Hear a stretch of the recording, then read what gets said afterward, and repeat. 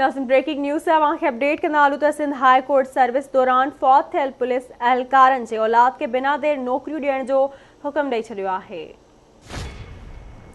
अवां खे अपडेट कंदा हलूं ब्रेकिंग न्यूज़ आहे त सिंध हाई कोर्ट सर्विस दौरान फौत थियल पुलिस एहलकारनि जे औलाद खे बिना देर नौकरियूं ॾियण जो हुक्म ॾेई छॾियो आहे। बिल्कुलु नाज़रीन, अहम ख़बर अवां ताईं पहुचायूं पिया। सिंध हाई कोर्ट में सर्विस दौरान फौत थियल पुलिस एहलकारनि जे औलाद खे नौकरियुनि में कोटा ॾियण बाबति केस जी ॿुधणी थी आहे। सिंध हुकूमत चीफ सेक्रेटरी ऐं IG खे अमल दरामद लाइ नोटिस जारी कया विया आहिनि।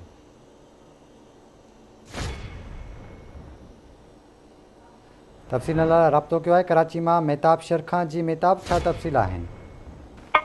विशाल, तव्हांखे ॿुधाए सर्विस दौरान फौत थियल जी औलाद आहे उन पारां केस जी ॿुधणी थी त जेको केस में उनमें ॼाणायो वियो आहे त जेकी फौती कोटा आहे उनखे न मिली रही आहे। सिंध हाई कोर्ट पारां हिकु लिखत में फ़ैसिलो जारी कयो आहे त अदालत उनखे नोटिफिकेशन ते अमल दरामद करणु शुरू करे ॾिनो आहे। त अदालत सिंध हुकूमत पारां फौत थियल पुलिस एहलकारनि जी औलाद की जेको आहे फौरी तौर ते उनखे ऑर्डर जारी कया आहिनि, जेके उन सिंध हुकूमत चीफ सेक्रेटरी ऐं IG सिंध अमलदारनि खे नोटिस जारी करे छॾिया आहिनि।